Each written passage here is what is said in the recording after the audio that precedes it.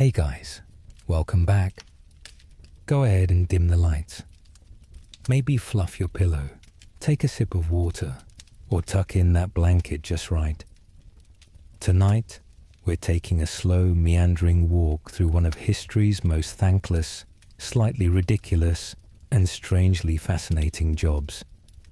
A job that was equal parts loyal service, paranoia insurance, and walking stomach on legs. Yes. Tonight we begin with the food tasters of history. Those unlucky souls whose entire purpose was to nibble at the king's dinner, just to see if it would kill them.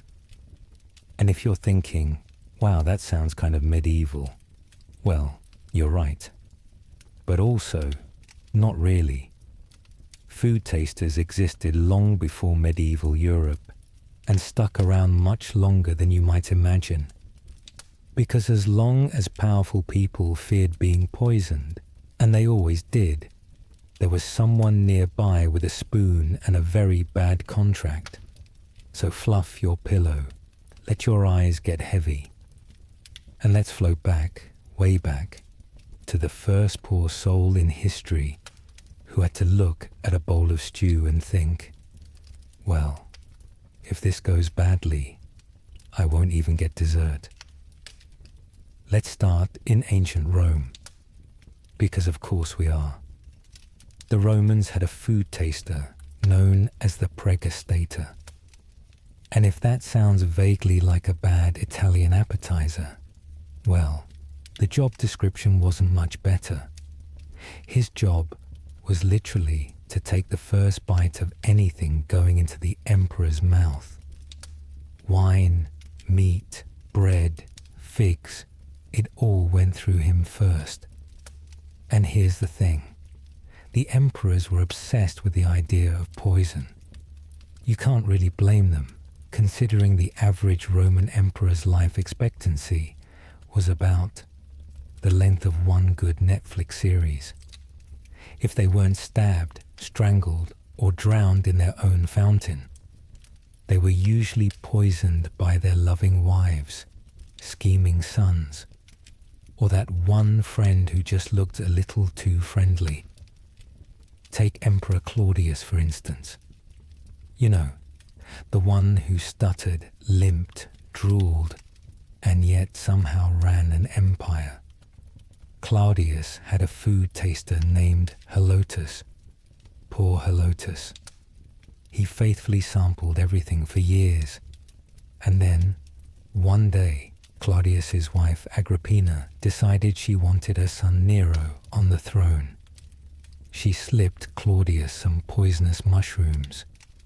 And despite Helotus's entire job existing to stop this exact thing, Claudius still died.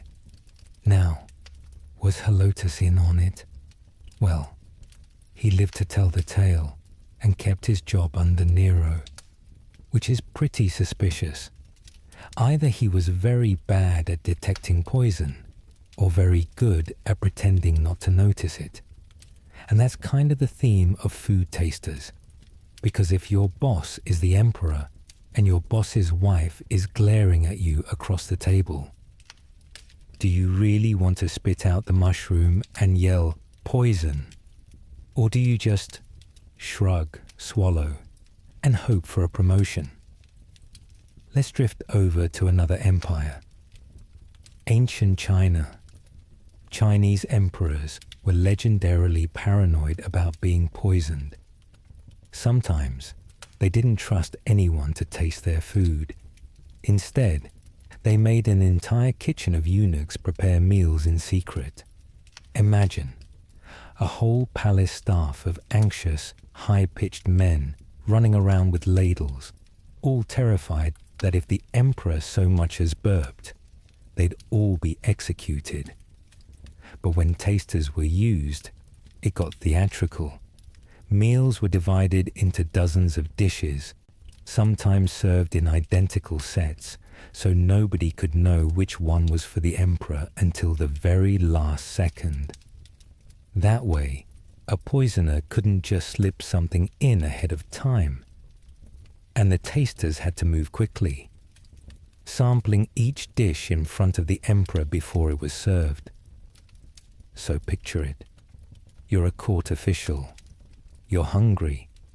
The emperor has a steaming plate of dumplings, and you get to bite the corner off each one, chew slowly, and then hand it back. If you don't collapse on the floor, the emperor digs in.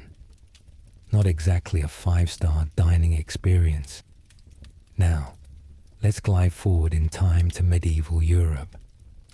Because if there's one thing medieval kings were good at, it was paranoia. They had testers for their testers, and sometimes entire rituals around eating. The royal table was a performance. Take the English kings. They had the official position of the king's taster, sometimes called the juror of the king's chamber. Very fancy title for a guy who basically got to nibble on roast goose and hope it didn't contain arsenic. But the English court loved ceremony. Meals were presented like religious rituals. A knight or noble might carry in a golden dish a bow and present it to the taster. The taster would carefully cut a slice, chew slowly, and then, still alive, nod and step aside. All while dozens of courtiers watched in silence. It was like dinner theatre, only with the added suspense of possible homicide. And you know, sometimes the tasters themselves weren't exactly reliable. Jump over to Renaissance Italy. Poison there was basically an art form. Families like the Borgias turned it into a side hustle. Popes were suspected of poisoning cardinals. Cardinals suspected popes, and everyone suspected the cook. Food tasters in Italy had to be incredibly careful, but also incredibly corruptible. There are records of tasters being bribed to not notice things, or conveniently taking a very small taste that wouldn't show effects right away. That way, the poison would still do its job, just a little later. Because here's the irony. Food tasters were supposed to be a guarantee, but really, they were just another link in the chain of paranoia. If anything, their existence proved how untrustworthy everyone else was. Now, drifting gently into the 16th century, let's talk about Mary, Queen of Scots. She was famous for her tragic life, her dramatic hair, and her endless plots against Elizabeth I. Mary was paranoid too, and for good reason. She had a personal food taster who sampled everything. But here's the twist. Mary was eventually executed not by poison, but by axe, which, unfortunately, no amount of food tasting was going to prevent. Elizabeth I herself was cautious too. She had an entire staff of servants dedicated to food safety, and she famously distrusted silverware given as gifts, because poisoned utensils were apparently a thing. Imagine getting a beautiful golden fork for Christmas, only to think, this is probably murder in disguise. Floating eastward again, let's pause in Russia. Because of course the Russian Tsars had food tasters. Tsar Nicholas II, the last Romanov, had a man named Spiridon Putin. Yes, distant relative of that Putin. Spiridon worked as a chef and taster for the Romanovs, and later for Soviet leaders including Lenin and Stalin, which means this man survived tasting food for both Nicholas II and Joseph Stalin. If you want proof that food tasters were maybe blessed with some cosmic luck, Spiridon is Exhibit A. And we can't forget the most famous modern example, Adolf Hitler. Yes, he had food tasters too. Toward the end of the war, as Hitler hid away in his bunker, he was terrified of assassination by poison. He had a group of 15 young women from the surrounding area taste his meals. One of them, Margot Volk, survived the war and later told her story. Every day, she and the others would be served Hitler's vegetarian meals. They'd take cautious bites, wait for any sign of illness, and then, if nothing happened, the dishes were sent to Hitler. Margot recalled being terrified every single time, certain that one day she'd eat her last bite, and yet she lived into her 90s. So yes, food tasters didn't disappear with the Middle Ages. They lingered on right into the 20th century. But let's slow down here. Because beyond all the famous emperors, kings, and dictators, think about the tasters themselves. These were usually servants, slaves, or lower-ranking courtiers. People with no real choice. They lived in constant suspense, never sure if the next meal would be their last. And even when they survived, they weren't celebrated heroes. Nobody wrote ballads about the guy who sampled the soup and didn't die. They were invisible, expendable, and utterly necessary. The perfect metaphor for the paranoia of power. So tonight, as we drift through their stories, we'll meet more of these unlucky taste testers. We'll see emperors who trusted them, queens who ignored them, and poisons that slipped past anyway. And maybe, just maybe, we'll get a small taste ourselves of how fear and food have always been linked, all the way up to the royal table. But for now, let's let that settle. Take a slow breath, and when you're ready, we'll float forward to the next royal disaster in dining. All right? We're still tucked in, still cozy. And as promised, we're wading deeper into this strange career path, being the unlucky fork in the road between a king's stomach and a king's coffin. So let's ease back into ancient Rome for just a moment. Because if there was ever a civilization that treated paranoia like a national sport, it was the Romans. We already met Claudius and his suspicious mushroom night. But let's not forget his successors. Nero, yes, the same Nero who fiddled while Rome burned, also had food tasters. Did it help him? Not really. Nero's end came by his own hand, or at least by guiding someone else's hand. You could say his taster was technically successful. The guy never keeled over from Nero's dinner plate. That's about as close to winning as the job ever got. And then there was Commodus. The emperor was so deranged that later writers literally turned him into a villain in Gladiator. Commodus didn't just worry about poison. He worried about basically everything. But he still dined with tasters, because nothing says relaxing evening meal like having someone pre-chew your roast pork in case it's laced with arsenic. But paranoia wasn't exclusive to emperors. Let's wander over to Byzantium, the eastern half of the empire, where emperors were even more dramatic about their dining habits. Byzantine court records show layers upon layers of checks before food ever touched the imperial lips. Dishes were sealed, carried in procession, unlocked in front of guards, sniffed, sliced, and tasted. By the time the emperor actually got to eat, dinner was colder than my coffee after 3 reheats. And still, they worried, which is fair. Because when your crown sits on the chopping block of politics, a little oregano mixed with arsenic could be the end of your dynasty. Now, let's float back into medieval England.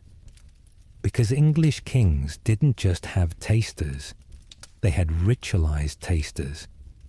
Whole jobs are built around the concept of tasting things in order. Imagine applying for a position in the royal household and your title becomes Yeoman of the Mouth. Not glamorous, but at least it came with a uniform.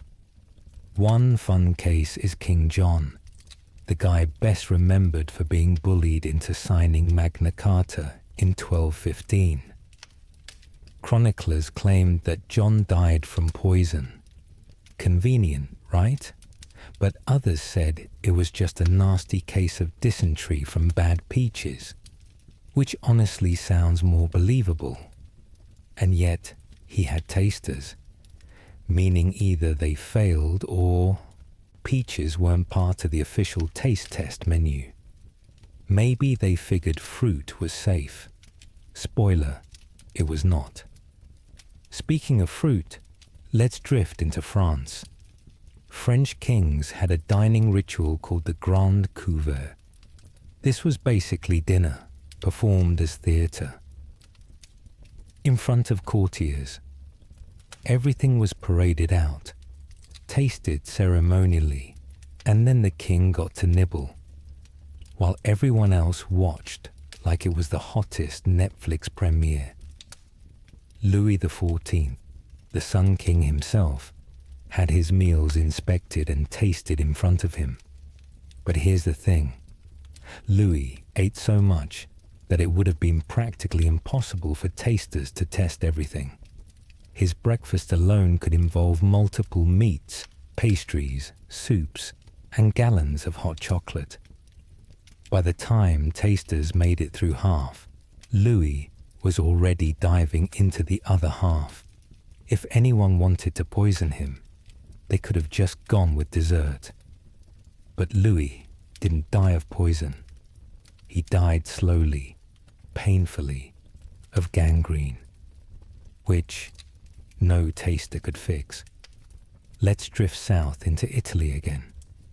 Because if there's one family who really should have had tasters on speed dial, it was the Medici.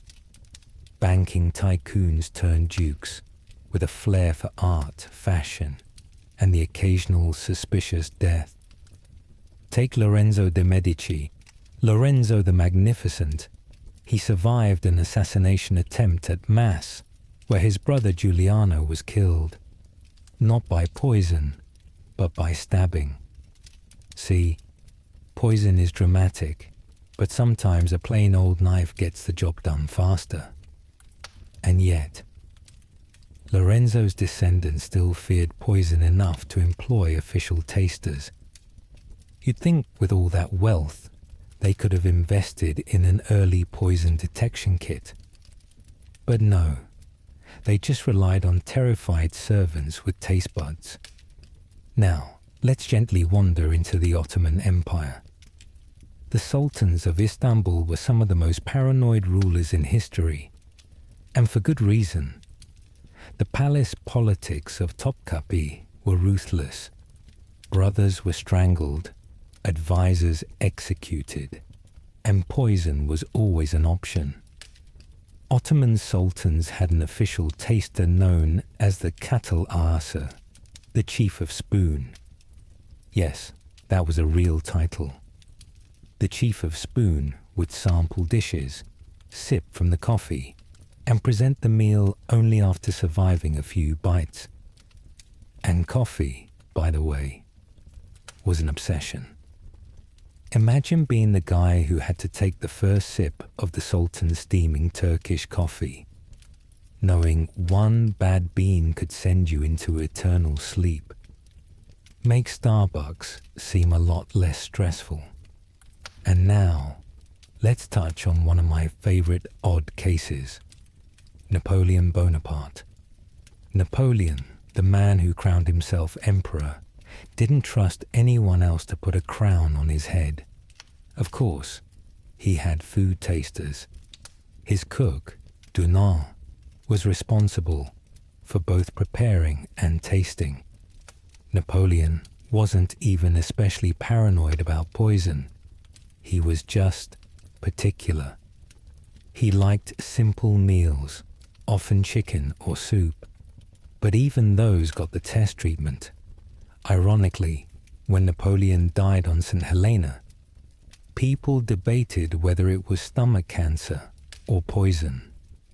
His hair samples later revealed traces of arsenic.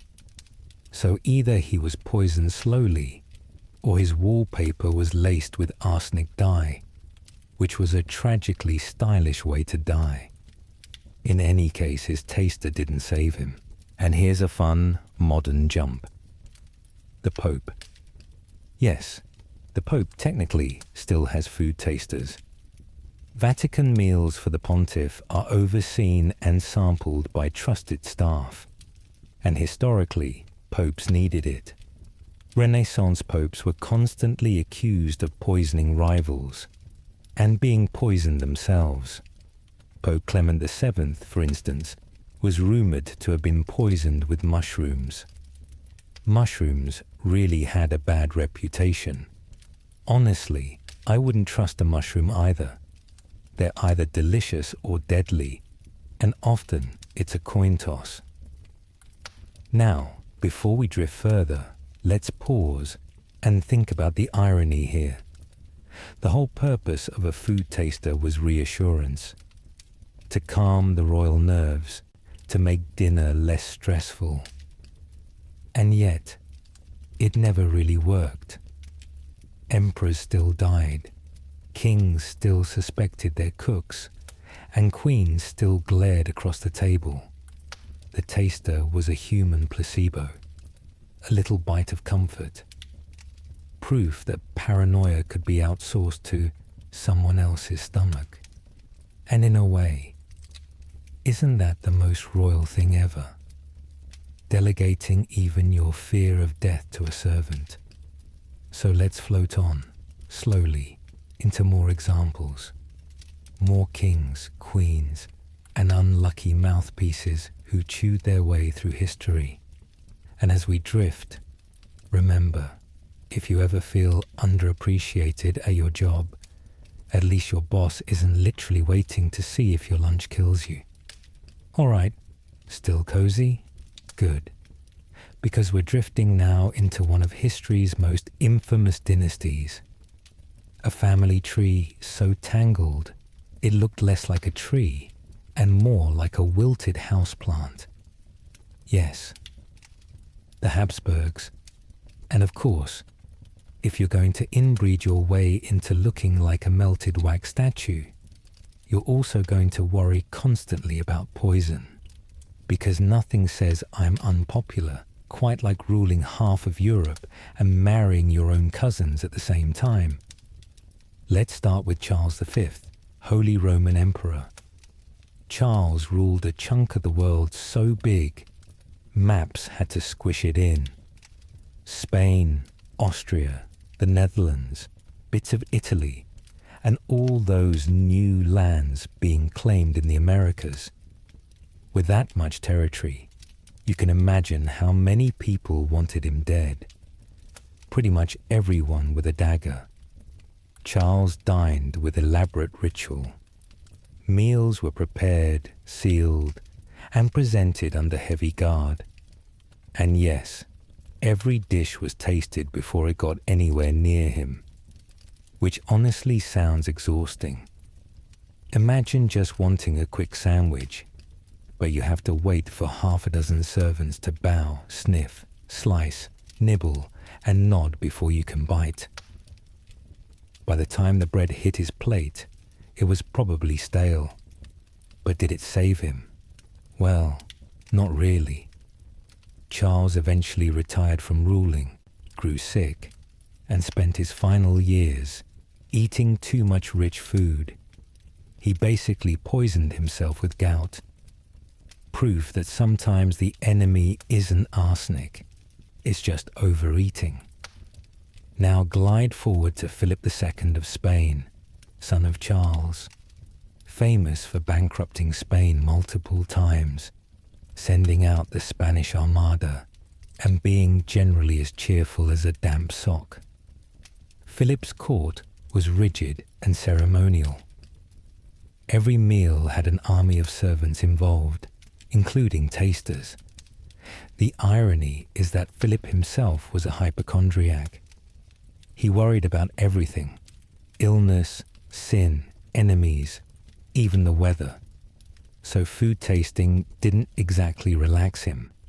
If anything, it gave him more time to stew about death while watching someone else chew. And speaking of chewing, Philip was so stiff and formal, it's said he sometimes ate behind a curtain, just so courtiers couldn't see his chewing face. Imagine being the taster, forced to sample soup in front of everyone, while the king slurped in private like some divine toddler. But the Habsburgs really hit peak paranoia with Charles II of Spain. Ah yes, Charles the Bewitched. A man so inbred, his family tree didn't branch, it just looped. Charles had that infamous Habsburg jaw, so pronounced that he could barely chew. He was sickly, infertile, and generally a tragic mashup of bad genetics. Naturally, when a king like this struggles to walk, talk, or eat without help, people start whispering about curses and witchcraft. Charles became convinced he was under constant supernatural attack. And of course, food was suspect number one. He employed multiple tasters, priests, and even exorcists to cleanse his meals. Imagine a royal dinner where not only is someone nibbling your bread roll, but another guy is sprinkling holy water on it while mumbling Latin. Did it work? Not really. Charles still wasted away. His death was blamed on sorcery, but the real poison was centuries of cousin marriage.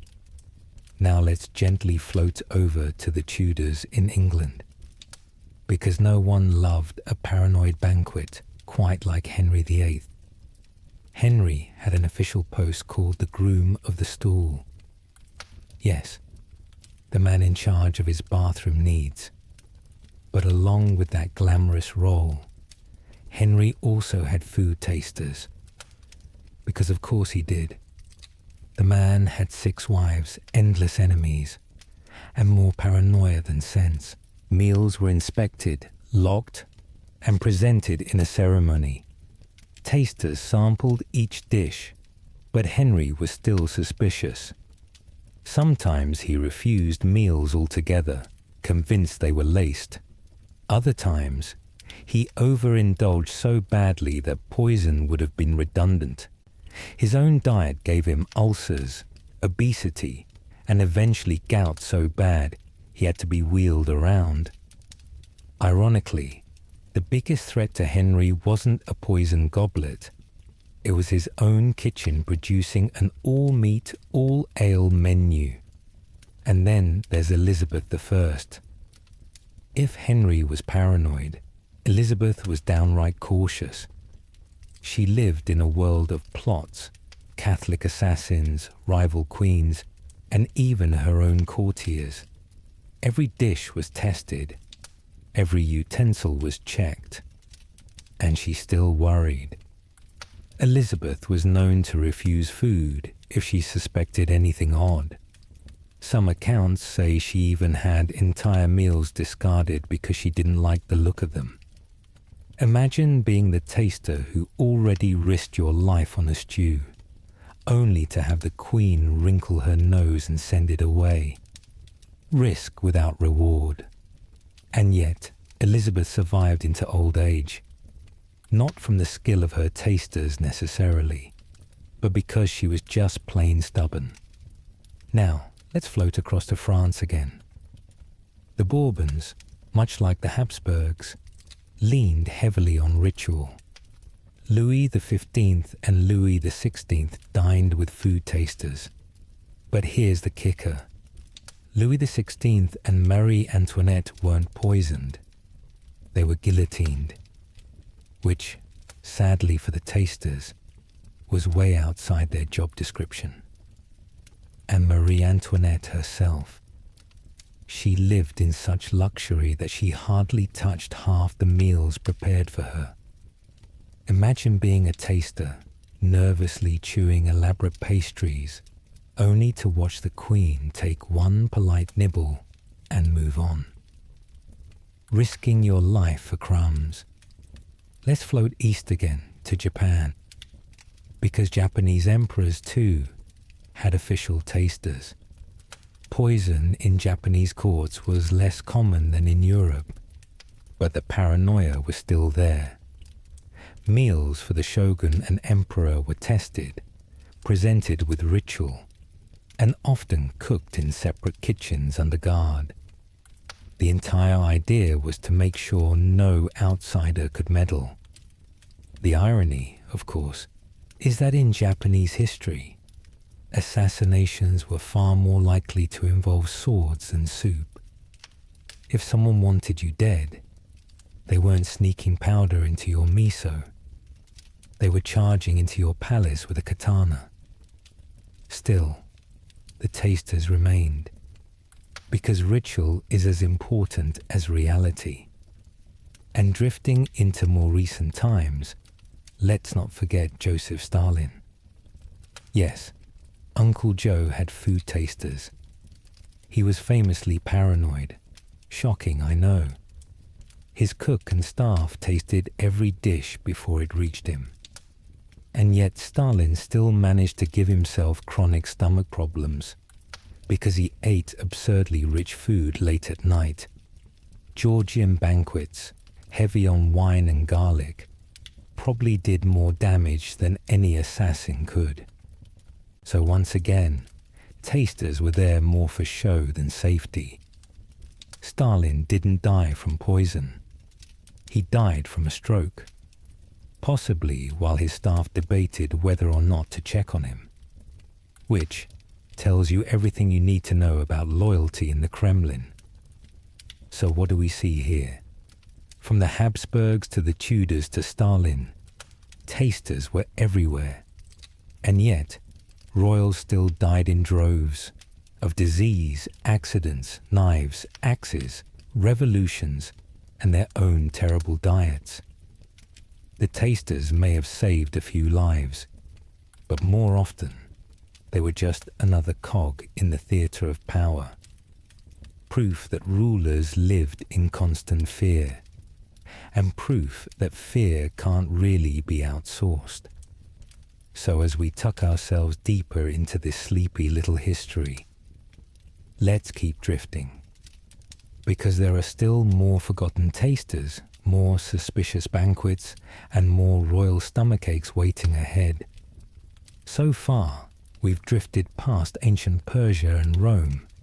We've sighed at medieval banquets, and we've floated gently through the Renaissance buffet line. But royal paranoia was by no means a medieval problem alone. Oh no, poison, and therefore the professional taste testing industry, remained alive and well into the early modern period. Because kings never stopped fearing that their cousin, their advisor, or frankly, their own children, might slip something nasty into the soup. Take the French court in the 16th and 17th centuries. Ah, France, where the powdered wigs were high, the morals were low, and the paranoia was somewhere in between. Catherine de' Medici, of course, gets blamed for introducing poison as a fashionable accessory in France, which, to be fair, she was Italian, and Italians had been earning their rather unfair reputation for the art of poison for centuries. Small vials of arsenic were practically a wedding favor in Renaissance Florence. At Catherine's court, the kitchen was almost as fortified as the royal treasury. Every dish destined for the queen went through multiple hands and at least one unfortunate taster.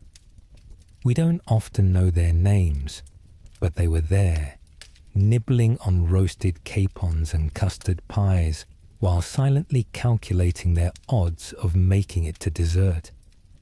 Imagine being told you'd spend your life at the royal table, only to realize it was in the same way a canary gets to spend life in a coal mine. Now skip forward a century or two. By the time Louis XIV waddled onto the throne, the so-called Sun King, his daily meals were an entire opera. The king liked to eat in front of an audience, with dozens of nobles fawning and watching him chew. Naturally, poison paranoia was through the roof. At Versailles, the food tasting system was so bureaucratic, it could have doubled as a ministry. Each course was checked by appointed servants. The king's dishes were carried in on silver trays, already pre-nibbled by the tasters, just in case one ambitious duke wanted to spice up politics with a little powdered mercury. And yet, the irony is, poisoning almost never happened. Oh, the rumors were constant, yes, but actual cases? Rare. Most royals died of gout, smallpox, or the sheer weight of their own arteries giving up. Still, paranoia kept the food tasters employed, which is probably the single biggest historical example of job security built entirely on imaginary threats. But France was not alone in its obsession. Over in Russia, the Tsars were equally suspicious. And for good reason. Russian court politics made Versailles look like a kindergarten tea party. Ivan the Terrible, for instance, was a man who distrusted pretty much everyone. Family, advisors, clergy. Nobody was safe. He did indeed keep food tasters, though tasting in Russia could involve drinking the Tsar's wine in front of him, while everyone nervously counted to 10. The poor tasters probably spent more time tipsy than they did alive. By the 18th century, the practice was widespread enough that food tasting had become a symbol of status. If your ruler had a professional poison detector sitting by the soup pot, it meant you'd really made it. Ordinary nobles, of course, had to settle for the old-fashioned method of eating dinner and simply hoping for the best. Let's glide for a moment to Britain, though. English monarchs also flirted with the poison panic, but the system there often looked more like ceremonial theatre than practical defense. For coronations and state banquets, an official taster sometimes sampled dishes. But in practice, the role was largely decorative, like the guy with a feathered hat who announces the king's arrival. Poison paranoia in England was less institutionalized than in France or Russia, though it never disappeared completely. And because humans are endlessly weird, the tradition even survived into surprisingly modern times. In the 20th century, some heads of state still kept tasters. Most famously, Adolf Hitler had an entire squad of them. He was so paranoid about poisoning that a group of women in East Prussia were forced to eat his meals before he did. They weren't volunteers, of course. They were essentially conscripted into taste-testing duty, living every day with the delightful knowledge that they might be dead by dessert. So yes, the tradition limped on. And through all these centuries, food tasters remained the invisible shadows at royal tables. They weren't knights or generals. They weren't remembered with statues or epic poems. They were the background figures, nibbling nervously, hoping today wasn't the day. And what's more relaxing than realizing that in history, some people's entire careers amounted to, please eat this chicken leg so the king won't die first. Let's drift forward now into the later centuries, where tasters became less about poison and more about performance. By the 19th century, the golden age of poisoning at court was, well, pretty much over. Not because people suddenly got nicer, of course. It's just that science had improved enough that slipping arsenic into a cup of wine wasn't as easy to get away with. Medical examiners had started figuring things out, and rulers had better ways of being assassinated, like gunpowder or revolutions. Much tidier than messing with soup. But still, the food taster lingered. By now, the job had become less about survival and more about ritual. Picture a royal banquet in late Victorian England. The menu is 10 courses long. The candles are flickering. The air smells faintly of roast pheasant. And somewhere at the side table, an official dips into the gravy first, just for form's sake. Nobody really expects them to keel over, but the act itself is comforting. Like buckling your seatbelt on a plane, even when you know statistically it probably won't matter. This is where we see the role of tasters shift into pure theatre. In Britain, the Grand Carver and Chief Cupbearer still technically existed, though by the 1800s, they were basically just men in fancy tights waving knives around ceremonially. Food tasting was folded into these traditions, a faint echo of the days when Henry VIII genuinely thought his stew might be laced with powdered emeralds. Meanwhile, in Japan, the imperial household kept its own set of food guardians. Even in the 20th century, emperors like Hirohito had their meals sampled before reaching the table. And, as always, it wasn't the emperor who had to swallow the first bite of raw fish. It was some faceless court official who probably wondered every single day whether the sashimi would be his last. And then, as we brushed on earlier, came one of the strangest modern revivals, Hitler's tasters. Now, Hitler was many things, but relaxed was not one of them.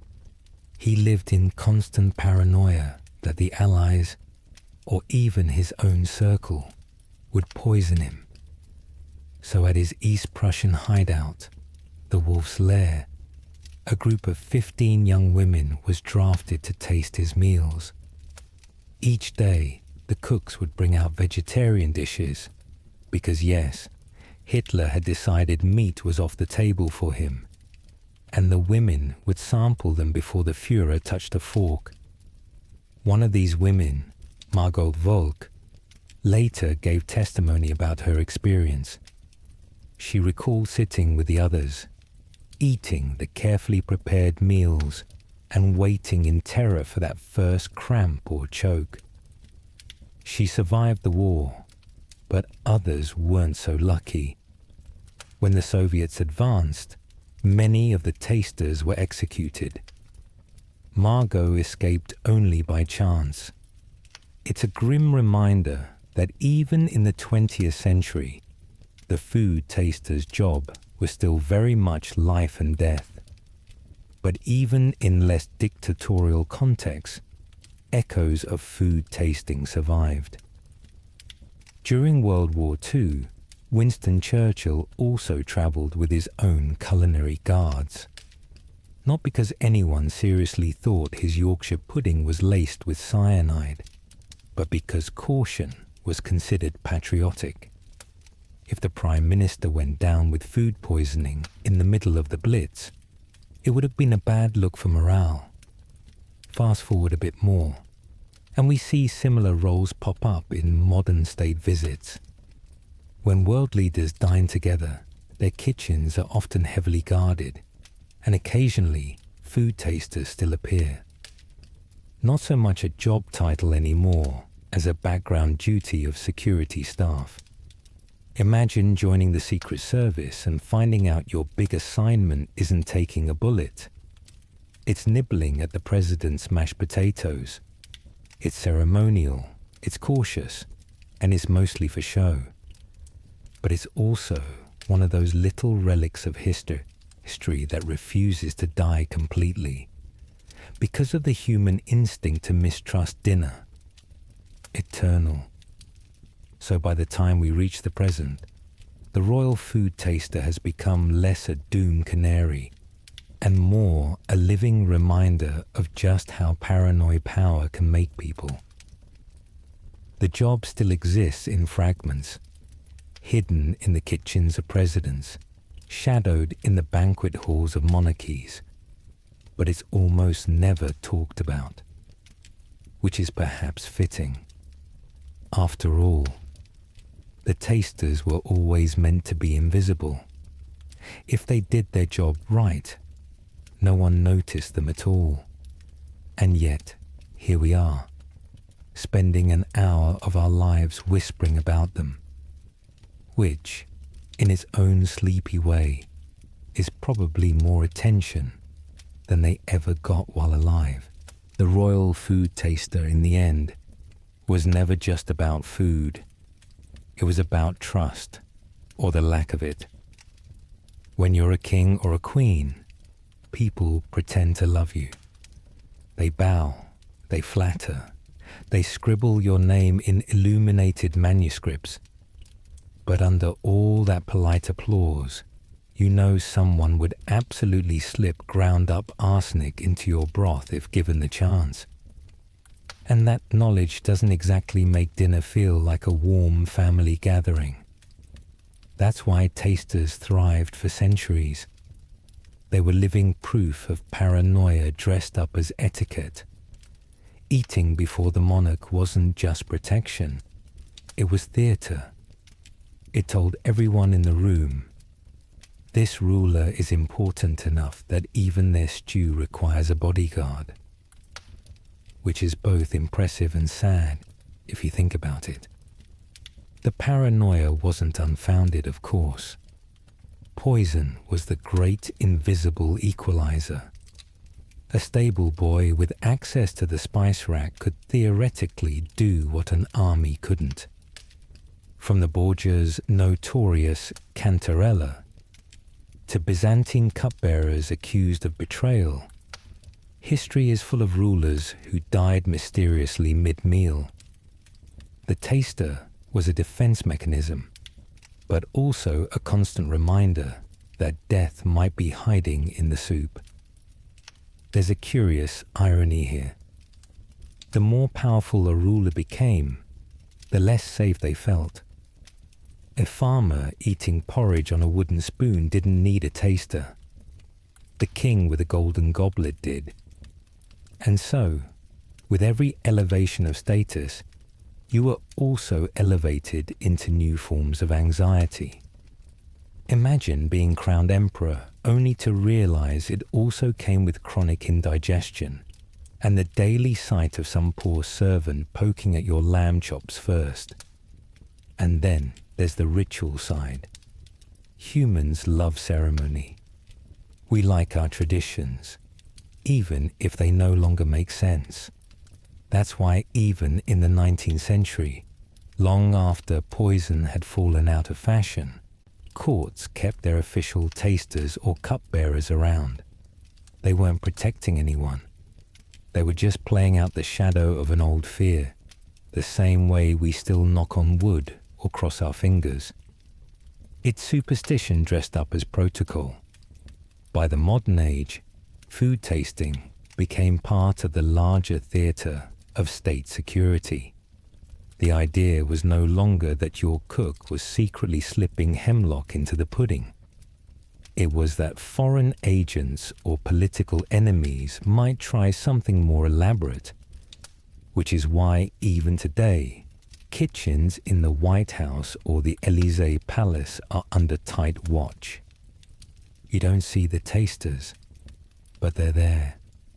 Sometimes in the form of security personnel, sometimes just by locking down the food supply chain. So the royal taster has lingered into the 21st century, not as the heroic martyr they once were, but as a quiet background figure. Someone is checking the sushi before the diplomat takes a bite. Someone is pretending to nibble the cheese platter just to make the room feel a little calmer. They're not front and center anymore, but the ghost of their role hovers at every state dinner.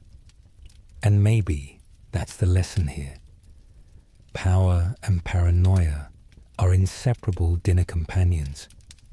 If you want to sit at the head of the table, you also have to live with the constant suspicion that someone might salt your bread with more than just salt. It's a lonely way to dine. But then again, being royal was never really about comfort. It was about appearance, ritual, and keeping up the image, even if the image came with a side of arsenic. So next time you tuck into your own plate of food, consider how luxurious it is to simply eat without thinking of poison. No tasters, no theatrics, no shadow of betrayal in your mashed potatoes. Just food. A little boring maybe. But in history, boredom was the real luxury.